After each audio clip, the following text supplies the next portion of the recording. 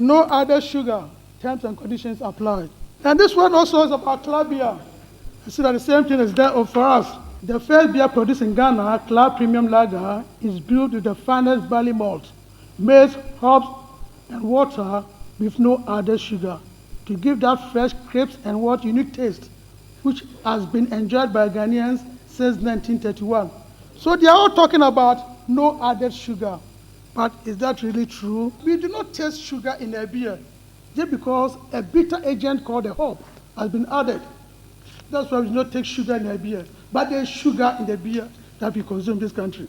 So I set out to find the amount of sugar in the beer that we consume in this country.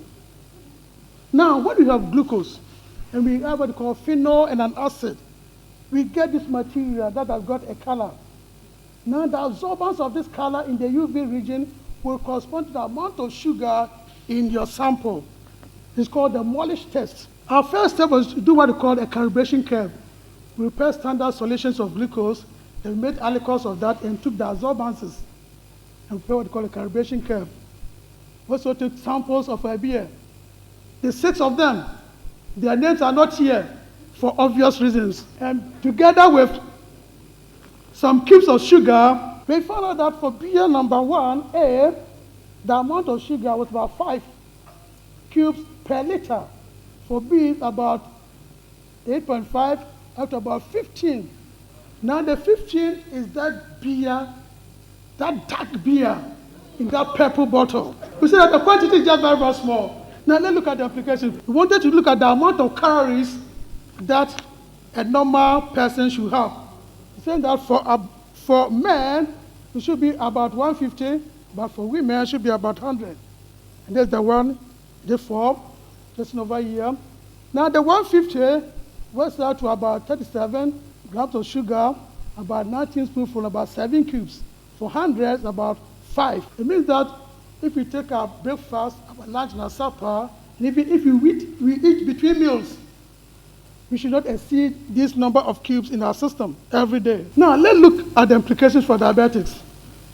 Now, in diabetes, you have the normal sugar range between 3.4 and 6.7.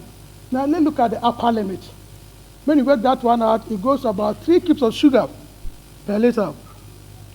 It means that if your pancreas is just working very well, producing enough insulin to convert your glucose to glycogen, when you wake up in the morning, the amount of sugar in your system should not be more than 3 cubes per liter. Now, if the previous day you've added about 8.5 cubes into your system, or maybe 10.5 or 15, you know the stress that you are going to put on your system. To the extent that beer, we know that maybe it's very good for most people, but it's not very helpful to us because there's too much sugar on that, in that beer that we consume. And if we just add that into our system, we're going to place a lot of maybe load on our pancreas. And a time will just come when your pancreas will just give away and we just become diabetic.